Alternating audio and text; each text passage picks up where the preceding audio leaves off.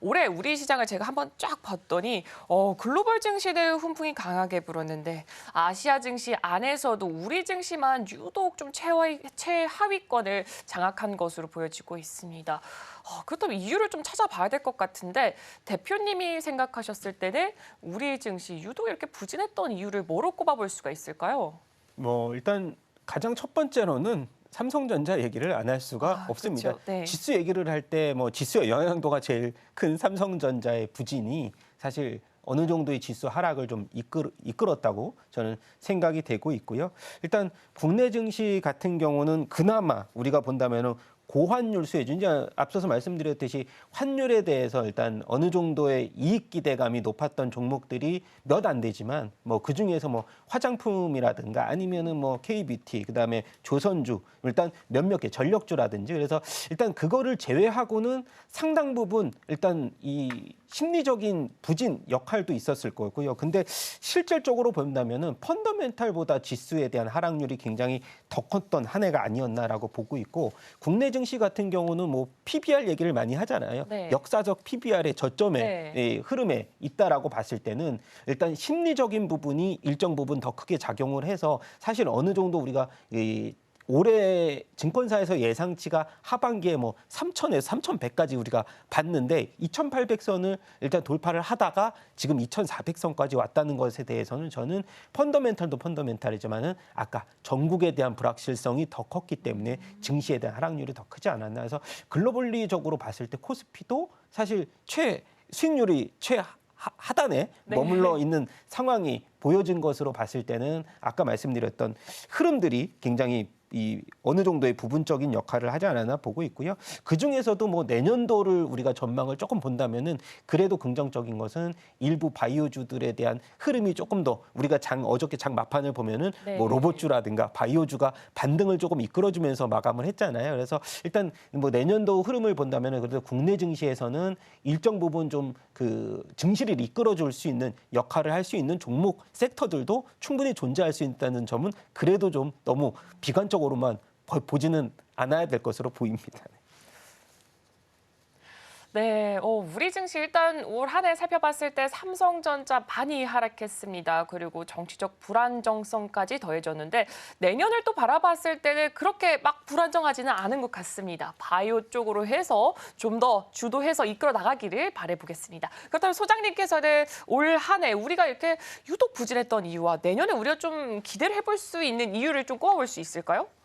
올해가 부진했다라고 하는데 네. 8월까지 보면 더할 나위 없이 좋았어요.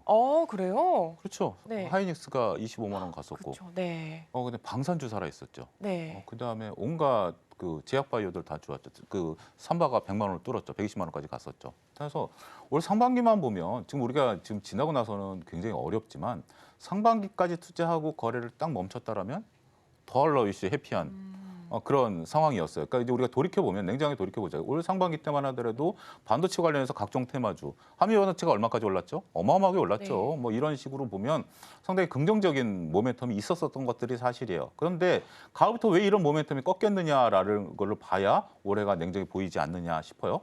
HBM과 관련된 부분들은 여전히 살아 있었어요. 근데 가장 이제 아킬레스건이 김성훈 대표님 말씀하신 것처럼 삼성전자가 연기를 엄청나게 피웠지만 결국 HBM 지금까지 못 해내고 있잖아요. 네. 그게 이제 결정적인 결정타였다. 그래서 삼성전자가 8만 전자, 7만 전자, 5만 전자까지 떨어지면서 상당히 안타까운 모습들을 보이면서 하이닉스는 나름대로 선방하고 있습니다만 전반적인 분위기가 이제 확 됐었고, 그리고 이제 여기에 한 대 더 때린 게 이제 정치적인 이슈까지 됐다라는 거죠. 가장 큰 또 한 가지 이유는 외국인의 무차별적인 매도였습니다. 외국인들은 올 한 해 내내 매도를 했다라는 것이 하나의 안타까운 현실이다라는 거죠. 근데 외국인들이 왜 이렇게 매도를 할까요?라는 부분들을 우리가 좀 냉정히 봐야 될 것 같아요. 외국인들이 국내 우리나라 경제 성장률이 지금 이제 미국 같은 경우도 경제 성장률이 2%에서 3%를 가고 있는데, 이거는 혹자들이 그렇게 얘기하죠. 저처럼 뚱뚱한 코끼리가 뛰어가는 미국인데 지금 이제 우리나라는 코끼리가 기어가는 게 아니라 납작 엎드려 가지고 1%도 지금 어렵다라는 있었다라는 거 아니겠습니까? 그게 이제 부각된 게 올 하반기였다라는 거죠. 그 전에도 외국인들이 팔았어요. 외국인들이 팔았던 이유 중에 하나는 공매도의 금지도 원인이 하나 있다라는 겁니다. 외국인들이 우리나라에 들어올 때는 네이키드, 그러니까 한 방향으로만 들어오지는 않아요. 결국 롱숏 펀드라든지 이런 것들에 대한 파생과 연결을 해야 되는데 결국 공매도가 금지되다 보니까 롱숏 펀드 자체가 막혀 있는 거죠. 그러니까 자, 이것은 왜 중요하냐면 삼성전자가 6만 전자에서 바닥을 잡았을 수도 있어요. 근데 외국인들이 삼성전자를 좀 팔기만 하죠. 못 사죠. 과거 같으면 나름대로 롱숏 펀드와 연말 배당을 통해서 들어올 수 있었는데 롱숏 펀드 자체 구성이 안 돼 버리는 거죠.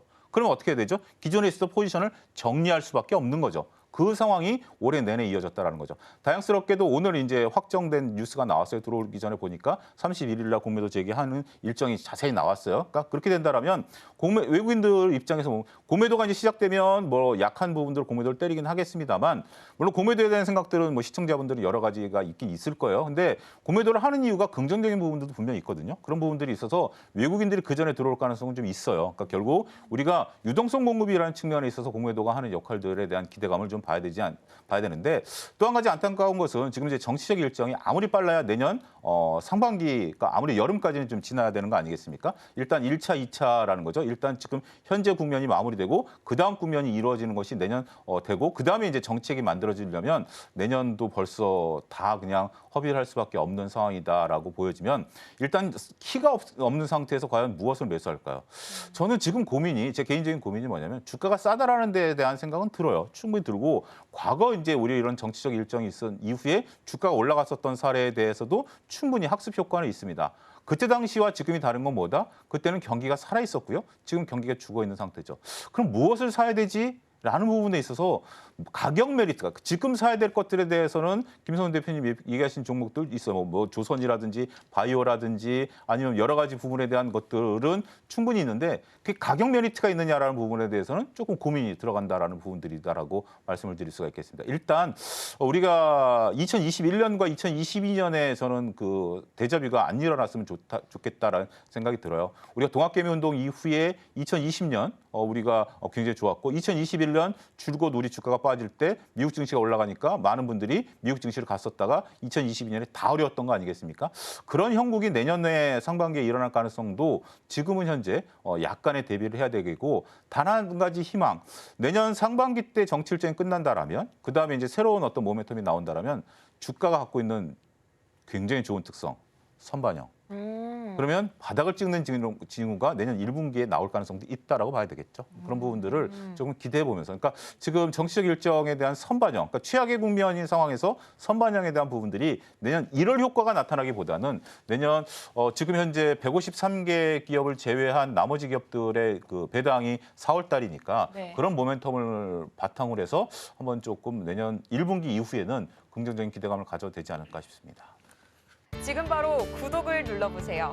실시간 경제 뉴스, 투자 전문가들의 다양한 시황과 정확한 분석, 또 알찬 투자 정보까지 신뢰할 수 있는 저희 서울경제TV와 함께하세요.